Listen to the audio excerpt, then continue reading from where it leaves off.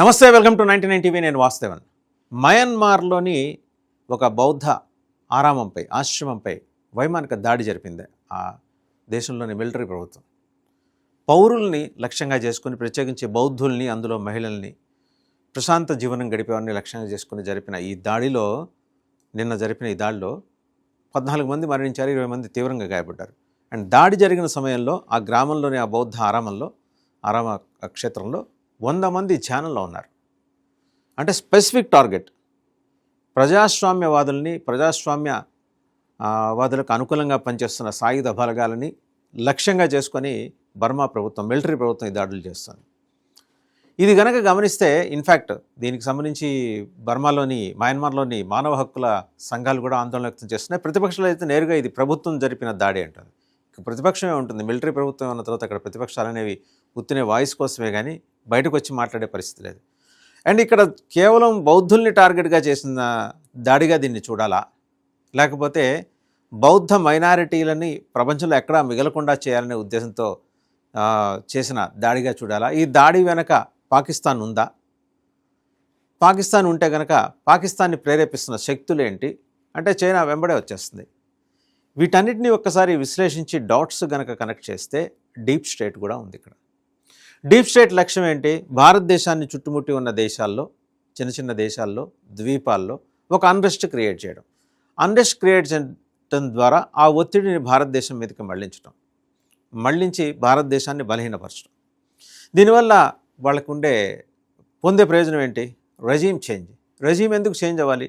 Deep స్టేట్కి అనుకూల ప్రభుత్వాలు అన్ని చుట్టుపక్కల దేశాల్లో ఉండగా భారతదేశంలో మాత్రం డీప్ స్టేట్కి వ్యతిరేకంగా ఒక జాతీయవాద ప్రభుత్వం ఉండటం అనేది ఇక్కడ స్పష్టంగా కనిపిస్తున్న అంశం. భారతదేశంలో ప్లాన్ చేశారు, సిజేపీ ఆందోళన అడ్డం పెట్టుకొని ఇక్కడ హింస చెలరేగేలా చేసి దీన్ని ఇక్కడ ప్రభుత్వం, చేతకాని ప్రభుత్వం, ఇది రెజీమ్ చేంజ్ కావాల్సిందని. వాళ్ళ ప్లాన్లో భాగంగా plan A Rahul Gandhi. Parliament సమావేశాలు తప్పితే మిగిలినప్పుడు పెద్దగా కనపడిన రాహుల్ గాంధీ, లేకపోతే వందే మాతరం మీద నిరసన చెప్పడం కోసం కాంగ్రెస్ హై లెవెల్ మీటింగ్ మాత్రమే హాజరయ్యే రాహుల్ గాంధీ. దానివల్ల వాళ్ళకి రూపాయి ఉపయోగం కనపడలే. Arvind Kejriwal plan B deep స్టేట్కి. చల్లని కాసేపైన చీపురు పార్టీ నాయకుడు, ఆయన నమ్ముకుంటే మనం ఆశించిన స్థాయిలో రెజీమ్ చేంజ్కి తగ్గ ఫలితం అక్కడ కనపడలేదు. మరి ఏం చేశారు? అదే అరవింద్ కేజ్రీవాల్ పార్టీలోని ఒక ముగ్గురిని ఎంచుకున్నారు. ముచ్చటగా ముగ్గురిని ఎంచుకున్నారు. వాళ్ళు ఎవరు?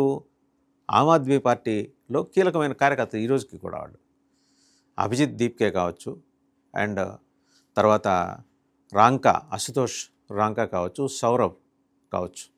వీళ్ళ ముగ్గురు ఆప్ కోసం తీవ్రంగా కష్టపడిన వాళ్ళు.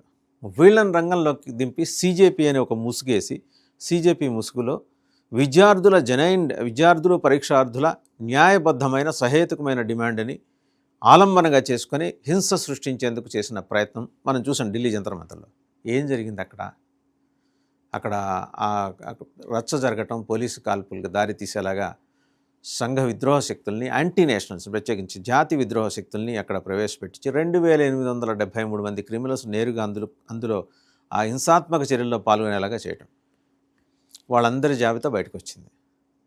మాకు జస్ట్ దీంతో సంబంధం లేదని సిజేపీ ఇన్నోసెన్స్ ప్లీడ్ చేస్తోంది, అమాయకత్వం ప్రకటిస్తోంది.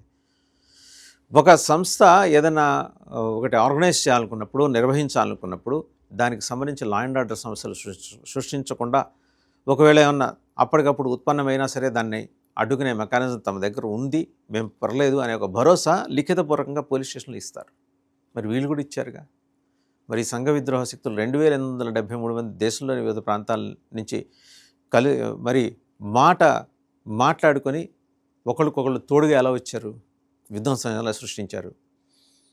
సో అది ఫిటైల్ అయింది. సరే, ధర్మేంద్ర ప్రధాన్ రాజీనామాతోటి మళ్ళీ బొద్దింకలు వెనక్కి తగ్గారు. మళ్ళీ ఏం చేస్తున్నారు? అదే బొద్దింకలు స్కూళ్ళల్లోకి అనాథరైజ్డ్ ఎంట్రీ ఇచ్చేస్తున్నారు. వాళ్ళే ఎడ్యుకేట్ చేస్తారట, వాళ్ళే ఎవాల్యుయేట్ చేస్తారట. అది కూడా ఎక్కడ? ఎన్డీఏ పాలిత రాష్ట్రాల్లోని స్కూళ్ళని టార్గెట్ చేసుకోవడం. అంటే డీప్ స్టేట్ ఇంత మెటిక్యులస్గా అంతర్గతంగా భారతదేశంలో ప్లాన్ని ఎగ్జిక్యూట్ చేస్తూనే చుట్టుముట్టి ఉన్న దేశాల్లో కూడా అదే తరహా దాడులకి కారణమవుతుంది, ఇన్స్టిగేట్ చేస్తుంది, రెచ్చగొడుతుంది. ఈరోజు మిలిటరీ ప్రభుత్వం సొంతంగా మిలిటరీ ప్రభుత్వం అయినా తమ పౌరుల మీద వైమానిక దాడులకు పాల్పడేంతటగా అక్కడ పరిస్థితులు అయితే లేవు కదా. పైగా వాళ్ళు ఎవరు? కామన్ మెన్, శాంతి కాముకులైన బౌద్ధులు. వాళ్ళు చాతుర్మాసంలో భాగంగా ధ్యాన శిబిరాలు పెట్టుకుంటున్నారు. ఆ మధ్య మయన్మార్ ప్రాంతంలోని ఒక బౌద్ధ ఆరామంలో జరిగింది. 100 మంది, అందులో బౌద్ధ భిక్షువులు, మహిళలు, పిల్లలు ఉన్నారు. 14 మంది చనిపోతే 20 మంది తీవ్రంగా గాయపడ్డారు. ఇది దేనికి సంకేతం? బర్మాలో అన్రెస్ట్ క్రియేట్ చేస్తే అక్కడి నుంచి అక్రమ వలసలు భారత్ వైపు వస్తాయి. ఇప్పటికే మనం ఒక కనెక్షన్ చూడాలి ఇక్కడ. మణిపూర్ నుంచి బర్మాకి 2 నెలలు 3 నెలల క్రితం మాథ్యూ వాండెక్ అని ఒక CIA agent, America agent, central intelligence of America agent, ఆయన మణిపూర్ నుంచి బర్మాకి అక్రమంగా డ్రగ్స్ తరలించడం, అలాగే వెపన్స్ తరలించడం ఇవి చేస్తూ పట్టుబడ్డాడు. సరే, ఆయన ఎవరు ఇంతకీ? ఆయన సామాన్యుడేం కాదు. మనకి సద్దాం హుస్సేన్ హత్యకి పథకరచన చేసి దాన్ని ఎగ్జిక్యూట్ చేసిన వాళ్ళు కీలకమైన వ్యక్తి. సిఐఏ అలాంటి ఏజెంట్లని పంపించి నార్త్ ఈస్ట్లో, అంటే ఈశాన్య రాష్ట్రాల్లో 7 రాష్ట్రాలు, 7 సిస్టర్స్ ది ఈస్ట్ అని పిలుస్తాం కదా, అక్కడ అన్రెస్ట్ క్రియేట్ చేసి దాన్ని ఒక క్రిస్టియన్ స్టేట్గా ఎస్టాబ్లిష్ చేసే కార్యక్రమం. మాథ్యూ వాండెక్ పట్టుబడ్డ తర్వాత భారతదేశంలోని అమెరికా రాబారు సెర్జియో గోర్ గబగబా ప్యాంటు షర్ట్ వేసుకుని పరిగెత్తుకుంటూ వచ్చి మన అజిత్ దోవల్ గారి కాళ్ళు పట్టుకున్నాడు. మగవాడు బాగా కావలసినాడు అని విడిచిపెట్టాడు. చట్టానికి దొరికాడు, విడిచిపెట్టేది లేదు. అండ్ అతని ఇన్వాల్వ్మెంట్ స్పష్టంగా బయటపడింది. అటువంటి వాడిని కనుక వదిలేసి ఉంటే ఈ పాటికి నార్త్ ఈస్ట్లో మరొక విధ్వంసం జరిగి ఉండేది. పట్టుకున్నారు. అయితే అతని అనుచరగణం ఆల్రెడీ మయన్మార్ వెళ్ళిపోయింది. మయన్మార్లో వాళ్ళు ఏం చేస్తున్నారు? అక్కడ అన్రెస్ట్, సివిల్ సొసైటీలో, పౌర సమాజంలో అన్రెస్ట్ క్రియేట్ చేసి అంతర్యుద్ధానికి దారి తీసేలాగా అక్కడ కొందరిని ప్రోత్సహిస్తున్నారు. సైమల్టేనియస్గా ఇంకో గ్రూప్ ఏం చేస్తుంది? సైన్యాన్ని ప్రోత్సహిస్తుంది, వాళ్ళ మీద దాడులు జరపండి. అంటే 2 పనులు చేసేది వీళ్ళే, సిఐఏనే. సిఐఏకి ఏంటి లాభం?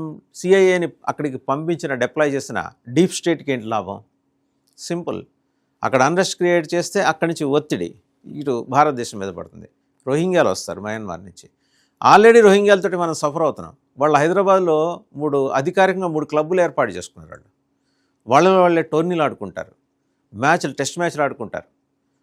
వాళ్ళని సాధారణంగా మన ప్రభుత్వాలు ఏం చేస్తారంటే వారికి ఎటువంటి ఇబ్బంది లేకుండా సౌకర్యవంతంగా చూసుకుంటారు. వాళ్ళు చేసేది ఏంటి? ఇక్కడ ఒక అన్రెస్ట్ క్రియేట్ చేయడం. సో ఎక్కువ మందిని అక్కడి నుంచి ఇక్కడికి పంపించి, చొరబాటుదారులను పంపించి భారతదేశంలో అన్రెస్ట్ క్రియేట్ చేయడం. ఈరోజు మనకి మయన్మార్లో బౌద్ధుల ఆరామం మీద జరిగిన దాడిలో 14 మంది బుద్ధిస్టులు, వాళ్ళ మహిళలు, వాళ్ళ పిల్లలు చనిపోయినా అది కేవలం బుద్ధిస్టులకు సంబంధించిన అంశంగా మాత్రమే చూడటానికి వీల్లేదు. అది కేవలం బుద్ధిస్ట్ మైనారిటీలోని వాళ్ళలో అన్రెస్ట్ క్రియేట్ చేసి వాళ్ళు దేశం వదిలి పారిపోయేలాగా చేయడానికి చేసిన కార్యక్రమంలాగా చూడటానికి వీల్లేదు. ఇది ఒక మేజర్ లెవెల్ స్కెచ్. ఈ స్కెచ్లో జనరల్గా ఏంటంటే వాళ్ళకి ఇప్పుడు వెస్ట్రన్ కంట్రీస్కి కానీ, సిఐఏకి కానీ, ఇటు పాకిస్తాన్, చైనాలకు కానీ కొరుగుడు పడిన అంశం ఏంటంటే ప్రపంచం మొత్తం ఇన్వేడ్ అయినా, అంటే చైనాని మినహాయించాలి ఇక్కడ, ఇన్వేడ్ అయినా క్రిస్టియన్ మిషనరీస్, ఇన్వేడ్ చేసిన క్రిస్టియన్ మిషనరీసు, ఆ మిషనరీస్ ముసుగులు వాళ్ళు చేస్తూ వస్తున్న కార్యక్రమాలకు భారతదేశంలో గండి పడింది. ఎందుకు పడింది? FCRA బిల్లుని తీసుకొస్తారనే భయంతో పడింది. ఏంటది? Foreign contribution regulatory act. అక్రమంగా వచ్చే నిధులు కాదు, వాటిని మీకు వచ్చే నిధుల్ని మీరు దీనికోసం, ఏ అంశం కోసం నిర్దేశించుకున్నారో దానికోసం ఖర్చు పెట్టకండి. మత ప్రచారం కోసం వచ్చే ఇబ్బంది ఏం లేదు. మత మార్పిళ్లకు, అలాగే ఇతర హవాలా ట్రాన్సాక్షన్స్కి మీరు అనుకుంటే కుదరదని చెప్పడం వల్ల అమెరికాకి కోపం వచ్చింది. రిపబ్లికన్లు, డెమోక్రట్లు నిప్పు ఉప్పులా ఉండే వాళ్ళిద్దరు ఏకమై అమెరికన్ కాంగ్రెస్ మీద ఒత్తిడి తీసుకొచ్చారు. అమెరికన్ కాంగ్రెస్ భారత ప్రభుత్వం మీద ఒత్తిడి తీసుకొచ్చింది. ససేమిరా అన్నాం మనం. ఎందుకంటే మన దేశ ఆంతరిక భద్రతకు సవాల్ విసిరే చాలా అంశాలు అందులో ఉన్నాయి. వాళ్ళ నిధులతో ఇక్కడ చేపట్టే కార్యక్రమాలు ఏంటి? అణు విద్యుత్ కేంద్రాలు రానియరు. ఒకప్పుడు కాపర్ ప్రొడ్యూస్ చేసి మనం విదేశాలకు పంపిస్తుంటే అది కాస్త పోయి ఈరోజు కాపర్ ఇంపోర్ట్ చేసుకునే పరిస్థితి వచ్చింది. ఈ విషయం అప్పటి ప్రధానమంత్రి గౌరవ దివంగత మన్మోహన్ సింగ్ గారు నేరుగా ప్రకటనే చేశారు. ఇలాంటి బోల్డన్ని అసాంఘిక కార్యకలాపాలు భారతదేశం ఇంకా ఎప్పటికీ డెవలప్ కాకుండా ఒక థర్డ్ వరల్డ్ కంట్రీస్లో, తృతీయ ప్రపంచ దేశంలో ఒక దేశంగా మిగిలిపోవాలనే ఒక దుర్మార్గమైన కుట్ర దీంట్లో ఇమిడి ఉండబట్టే ఇన్ని కార్యకలాపాలు జరుగుతున్నాయి. శ్రీలంకని కబ్జా చేసింది డీప్ స్టేట్. అండ్ పాకిస్తాన్ అయితే బూట్ లికింగే. ట్రంప్ కనపడంగానే సయ్యద్ హసీం మునీరు ఒక బూటు, తర్వాత ఈయన షహబాజ్ షరీఫ్ ఇంకో బూటు లిక్ చేస్తూ కనిపిస్తుంటారు అక్కడ ట్రంప్ గారు. నెక్స్ట్ ఇక్కడ చూస్తే శ్రీలంక ఆల్రెడీ చెప్పాము. అండ్ నేపాల్లో జంజీ పేరుతో జరిగిన ఉద్యమంలో జరిగిన వ్యవహారం. ఈ చుట్టుముట్టి ఉన్న చిన్న దేశాలు వీటన్నిటి మీద ఆధిపత్యం చలాయించడం ద్వారా మొత్తంగా ఏంటంటే వాటి నుంచి మన మీద తుపాకులు గురిపెట్టడం. ఇది డీప్ స్టేట్ ఉద్దేశం, అమెరికా ఉద్దేశం. పాకిస్తాన్ వాళ్ళకి ఎలాగూ సహకరిస్తుంది. ఈ మొత్తం వ్యవస్థలతోటి ఈ వ్యవహారాలతోటి సంబంధం లేకపోయినా సరే బీజింగ్ కూడా ఏంటంటే దీని వెనకాల ఉంటుంది. ఎందుకంటే భారతదేశం ఎదగకూడదు. భారతదేశం ఒక వర్ధమాన దేశంగానే ఎప్పటికీ ఉండాలి. అభివృద్ధి చెందిన దేశంగా భారతదేశం కనపడకూడదు. సో ఈరోజు బర్మాలో జరిగిన బుద్ధిస్టుల మీద జరిగిన దాంట్లో ఇంతమంది చనిపోవటం కానీ బుద్ధిస్టు సమాజానికి మాత్రమే ప్రమాద ఘంటిగా మనం చూడాల్సిన పని లేదు. విస్తరిస్తుంది ఇది. సెర్జియో గోర్ ఇక్కడే తిష్టేశాడు. సెర్జియో గోర్ ఆయన ఏంటంటే ఇప్పటికే అన్ని దేశాల్లోనూ తిరుగుతున్నాడు.